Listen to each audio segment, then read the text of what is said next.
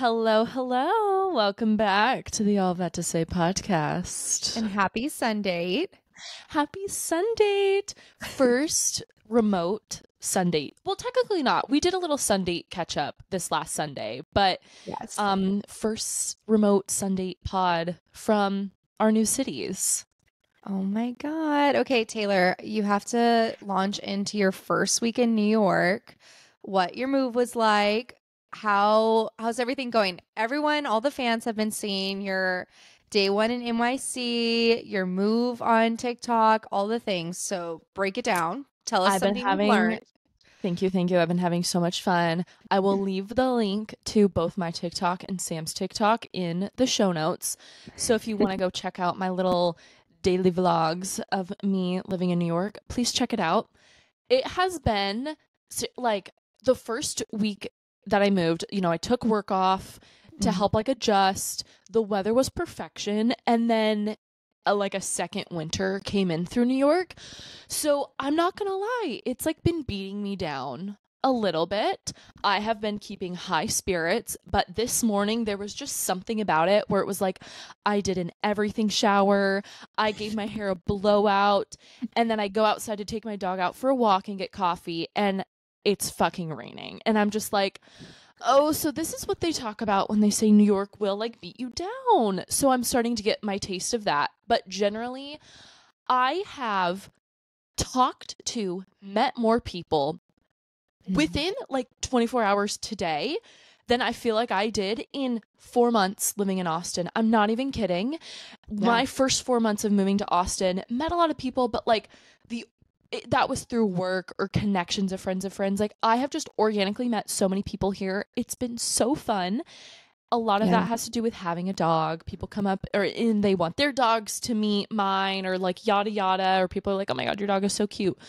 But I've met so many girly pops. I've got, they've been can I get your number? Let's go get drinks. And so it's been really wonderful, and it feels so right.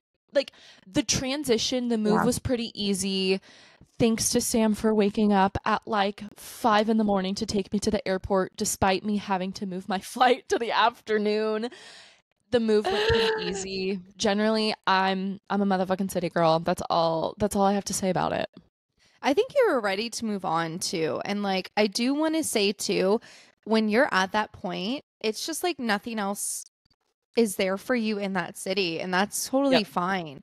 I was feeling a little down and about after you moved, and then Josh and I signed a lease into a new neighborhood, and it's kind of the same thing. I'm starting to meet people that are in that neighborhood. I'm starting to meet people that are nearby it, and so Austin has all the subsections, right? And New York's the same way, the little boroughs and things. And so what I kind of learned by doing this move from going from north to east area is you have to be open to change, and you have to be open to new friendships and possibilities in that sense.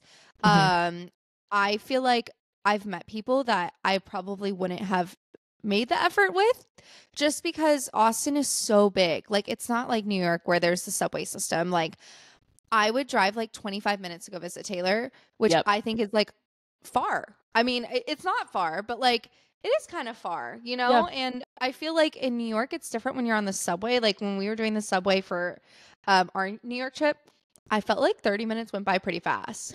We'd be oh, so let's hop on. It's fine. Completely. We're so excited. The fans are so excited to hear about your move too. So when that time comes, we will do dedicated conversations and talking about that. But it's so exciting to sign a lease. It just it's signing a new lease is a new lease on life. You know what I mean? It really is. But I've gone to Brooklyn a couple of times so far in my move to meet some friends. I had some coworkers in town who used to live in Brooklyn. So they were please, my favorite restaurant is in Brooklyn. Can we go? And they were 35-minute train ride. It goes by so quick. It is crazy. It is so different when you are driving though, versus just being able to sit, being on your phone. But Sam, I've navigated the subway system. My first time going on the subway alone, it was walk down, boom, train there, hop on. get off 5 stops later, and then Connect train was just like right there as I walked off. Boom. So I got very lucky. But when Sam and I had our New York trip, I Oh my seriously was God. passenger princess. I made her figure it out. And Sam was like, you're moving to New York. Like, you got to figure this out. So I finally have. But it was hard because we were there were so many closures. It was like every single time we'd pull up, it would be like, this one's closed for the next hour. And we were like, well, what does that mean? Do we walk? Like, where do we go? It was a I think that we should focus on you a lot for this episode because you made the move, you made the change. We talked about when is it right to make the change last episode. But I think that you should kind of go into habits that you're starting and creating because you just moved. And so you're transitioning. I know that you said you took the week off to adjust. What is something you either started or you plan to start now that you've moved? Is there anything in your mind, maybe house specific, friend wise, travel wise? What are you thinking? There were a couple things I knew I needed when I moved to make sure that like I was like grounded in like who I am and my routines. And they're like really small little things, but it makes like a huge difference in just like when I wake up, when I'm winding down. I'm very much like a wind down and wind up kind of girl. Like I have to have a long morning and night routine. I can't just like crawl into bed and go to sleep. So a couple of those things. It's my favorite thing to wake up and do my like red light mask, lay in bed, check my emails, and small things like I have my candle lamp that I turn on every morning. That way it's like the candle is going when I'm like starting to log into work. And at night I have my Philips Hue lights that are like the LED, like calm light purple color. That sounds like so silly, but like those 3 things are like, that's how I wind my morning up and wind down for the night. And so it was like, I immediately bought them and made sure they were on my doorstep when I arrived in New York because I like didn't want to ship all of them. So that was like a main thing. I think if you're making a huge transition, those little things will seriously get you through the day of like, this is like who I am. Like I haven't completely uprooted and changed my entire life. I have these tiny little habits that I still do. Things that I'm going to start. It's like a thing for me. Every Friday morning, I treat myself to coffee. I've had to treat myself to coffee every morning because I finally bought an espresso machine. I'm so excited to start using it. But that's like a habit for me. It's like a way for me to get out, kind of like start the weekend. In general, my space is like not homey yet. Like I needed the bones. I needed the desk, the chair, the bed, the couch. And so I'm this weekend going to finally start kind of like making it a little bit more homey. I think the other thing is just going outside despite the weather. Like I need to get my 10K steps in a day. I've been too tired to go to workout classes. I finally went to one Pilates class, but that has kept me really grounded is like the minimal 3 things a day that I need to check off my list of outside of like work.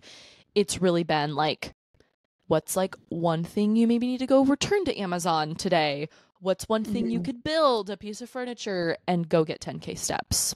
Okay. So yeah. Okay, so it sounds like just prioritizing you, but also not completely forgetting the foundations that you made.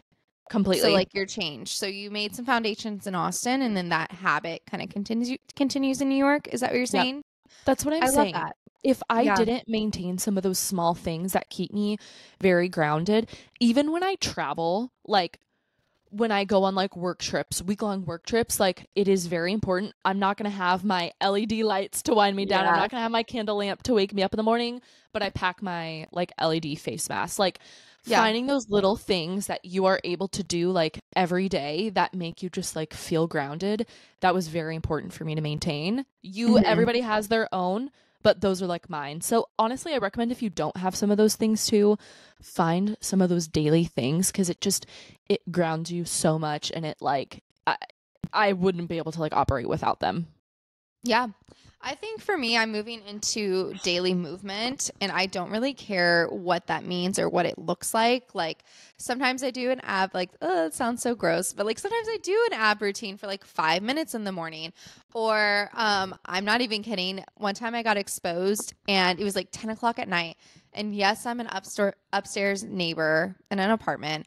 I did a dance workout at 10 o'clock at night, and I did it on my Apple Watch, and I had a friend text me, and she's like, literally, what are you doing right now? Are you at the club? And I was like, no, I just like, I don't know. You can look up like dance like routines on YouTube and watch those, or like even like a quick little walk. Like I have a walking pad. I know I've seen some discourse of people being like, oh, that's consumerism, final boss. But like for me, sometimes I don't want to walk outside. I'm watching my show. I can step on my walking pad really quick. And when I'm done, I'm done. And like what I've learned so far is that I put so much pressure on working out before. I had a really unhealthy viewpoint of it, like being a former athlete, of like, I mean, of course, it's healthy to want to be strong, but like, I treated my body as like a machine, and I was told that's what it was. And so, like, it's nice to move into the transition of, I'm just taking care of my body. Love. Whatever feels right, I'm going to do it.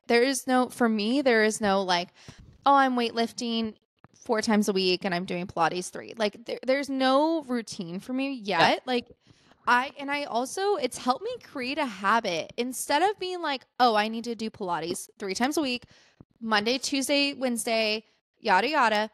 I literally wake up and I'm like, I'm going to get movement today. I feel like doing bar. And I go to Hotworks. And so like I have the liberties to be able to choose what videos I want to do. But like one day I want to do bar. One day I do want to do weight training or Pilates or just a yoga or stretch thing. Like it just feels good to move into that transition of like the healthy habit that I've created is just moving my body and loving that I'm moving my body. So I love you can find like if you're in like a transition of like or like a new journey of like working out and all that stuff, you do not need to pay for like expensive memberships. Seriously, TikTok and YouTube have like so much free like workout content is out there. It's a different thing to like motivate yourself to actually like follow through and finish those workouts when you don't have like a class environment. But exactly. I love that for you. Yes. So moving into habits and things, I did listen to Mel Robbins, 13 Things You Should Know for your 20s.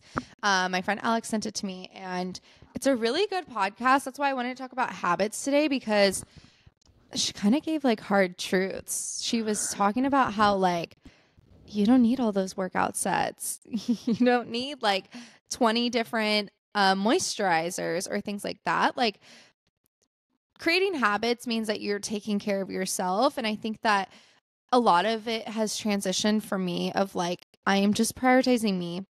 It's not to like look good on social media. It's not to like put on a front. It's really to take care of me. And so, yeah, I think habits are really important. And I like that you're keeping your peace in New York and you're transitioning, and it's helping you transition. It's helping me a lot. Mel Robbins and her hard truths are iconic and amazing.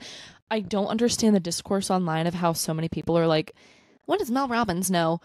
I really like people who find like topics that they're very easily able to like communicate and create like a brand around. Like I think of someone like Mel Robbins. I think of someone like Chelsea Handler, who by default is like a comedian, but she's also like, her podcast is straight up like all about like therapy and advice. She's not a licensed therapist, but she's like really dove deep into the topic.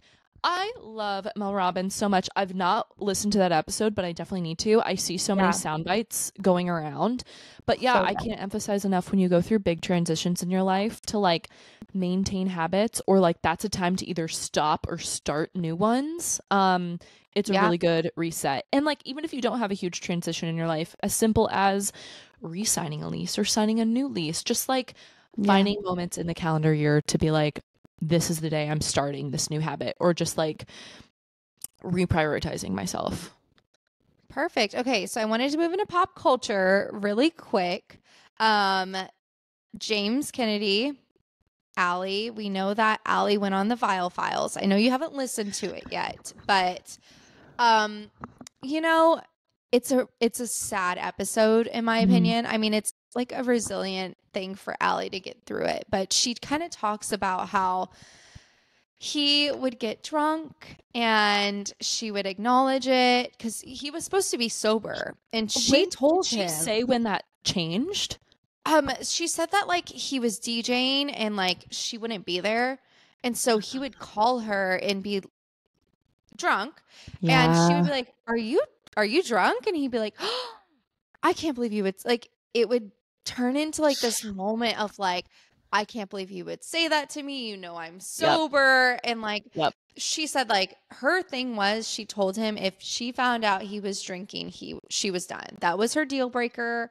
So of course he would lie. Yeah. Yes. Yeah. And so she was saying how he would call and be like, no, I'm not drunk. I like make her feel bad that she would even like ask or accuse. And like, it was definitely like, you're accusing me of this. I can't believe you would accuse me. I'm sober. And so then she talks about the night of going to Kathy Hilton's iconic Christmas party. Okay. And she was hired to work it. She was there to give Kathy her readings. And so for Allie, this is a big deal to transition. She gets like kind of a rep of like, she's just there. She went on the show to be famous. Like, I don't know if you've seen this discourse, but a lot of people think she hunted out James and chose him so she could be on the show. But I mean, it was a big deal for her. She has a job with Kathy Hilton of all people. Imagine getting that job. Crazy. James got drunk and she was saying that they were in the car. It was her, Allie, her friend, and James. And they were like, James, you are drunk. And he said, no, I'm not. You are. And it just like, they were yelling at each other. She said voices were raised. And they get back to their house. Someone called the cops. She said that it never got physical, but emotionally and mentally, it was really, really bad on her. Yeah. And yeah, so she talks about like, it was really hard because they bought a house together, or they either were renting or they were living together in the house. Yep. And her family was supposed to come 5 days later to celebrate actual Christmas with them.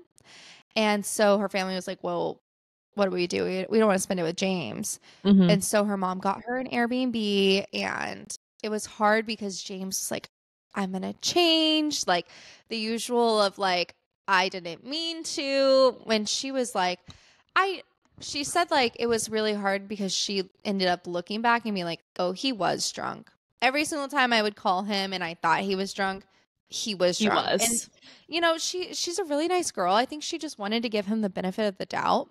Yeah. And so that happened. Lisa Vanderpump did call and tell her that her and James are really good together and she loves them together. And so that caused a lot of backlash with the Viall Files because Lisa has a bad reputation of protecting horrible men. Like Jax. What's up with that? I don't know. Like she protects Jax, Tom Sandoval, Tom Schwartz, James. I mean, literally the entire male cast of Vanderpump Rules. I don't even know why I'm listing their names. All of them. And so Allie said it was really hard. If she didn't have the support system that she had, she probably would have went back to James. Yep. And the big kind of headliner is they asked if she believed Kristen and Raquel/Rachel's stories about his history. So what did she say? She said that she doesn't know their situations, but she always believes the woman. Allie, seriously, she is a baddie. I really like Allie, and I think we looked into like getting a tarot reading from her, but it's like completely like closed on her like website. We're gonna have to like re-look into that. Wow. At first when you started sharing like what they talked about in the podcast, I was kind of like, oh, so it's kind of like what we assumed was true. I love that she dropped some bombs of like, what did LVP have to say about this? And then, you know, what about James's like ex's like situation? I have been Yeah. missing Lisa Vanderpump a little bit. I'm not gonna lie. I've been kind of like, how can we get her back? This season of Beverly Hills, Real Housewives of Beverly Hills, has been like kind of a flop, and I've been like, they Yeah, need I to bring agree. someone back, Lisa Rinna or LVP. But no, you're so right. LVP like really protects like shitty men. Yes.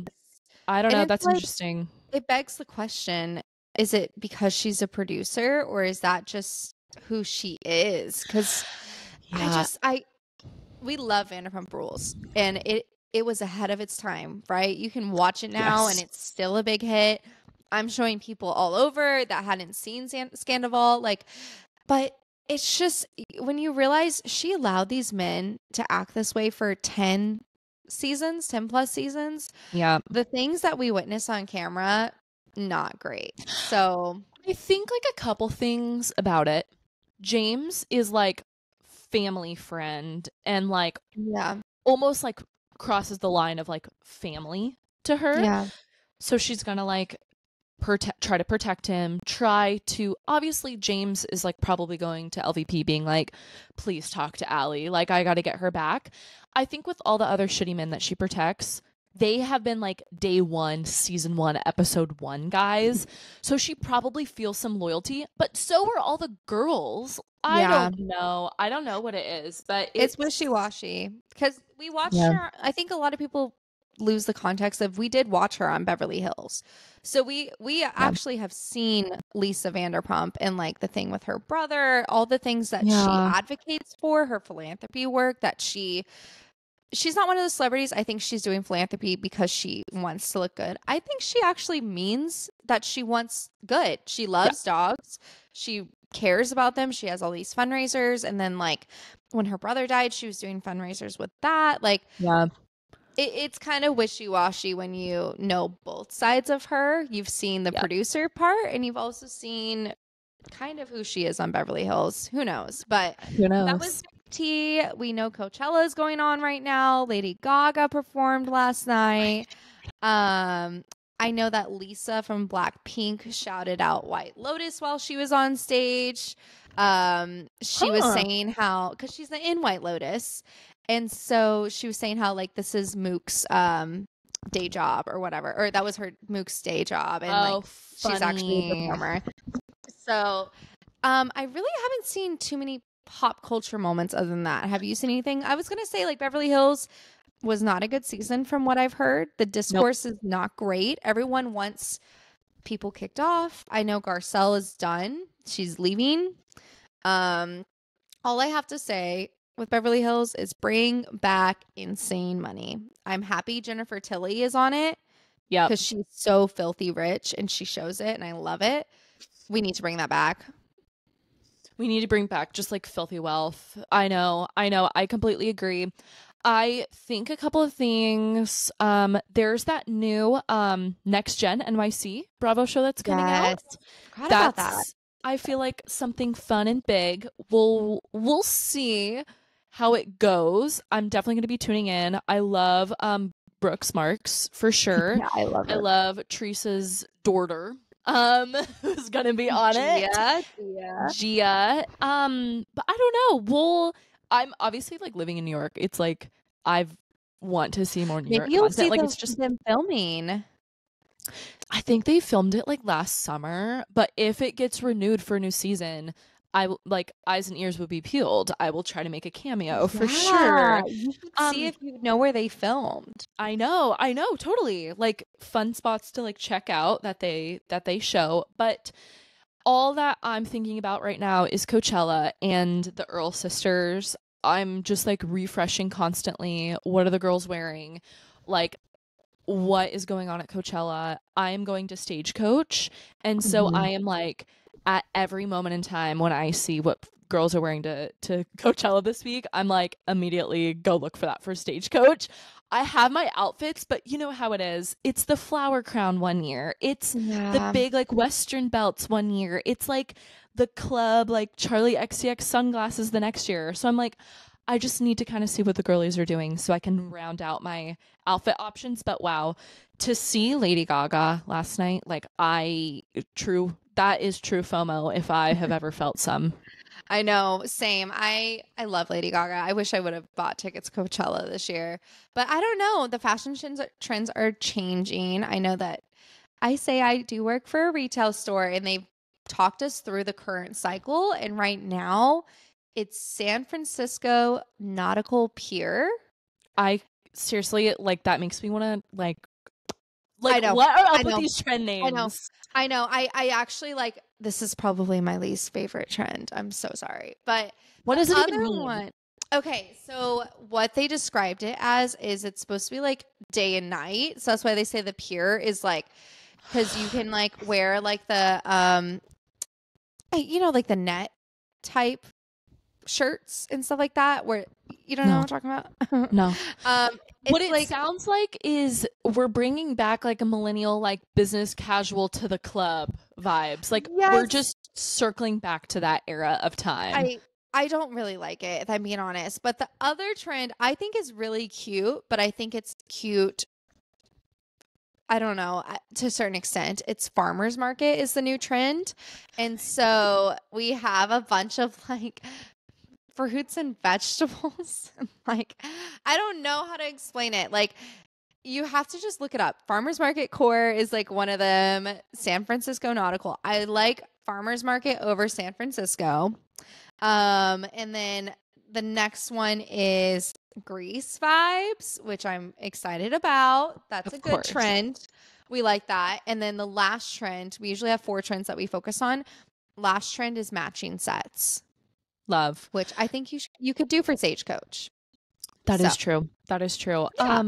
Farmers market, that like sounds appealing. I'm picking up on those vibes. It's just we have gotten absolutely out of hand with these farmers market core, San Francisco nautical core. Like, I'm sorry.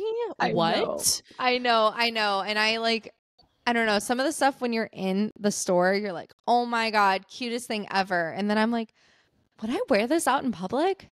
Yeah. Like, like you see it and you're like, wow, I really like that. And then you like take it home and you're like, what can I even wear this with? As a grown woman, I don't think, again, everyone has their own style. Some people can rock it. For me, I just can't imagine wearing a shirt that has tomatoes on it to a dinner or drinks with friends. Totally. Again, to each their own. Someone might hate my top, right? It happens. Polka dots have gone out of style and back in style. Who knows? But yeah. Okay. So that is all the pop culture. Did you have anything else you wanted to add?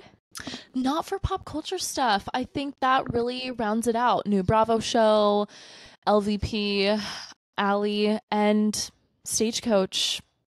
Perfect. All right. Well, I think that's our Sundate episode. Heck yes. I love it.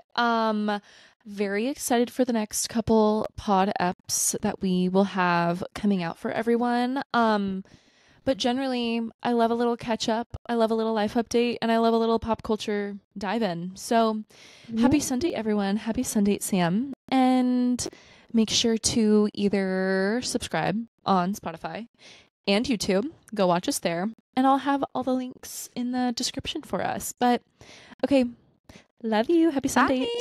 Bye. Happy Sundays.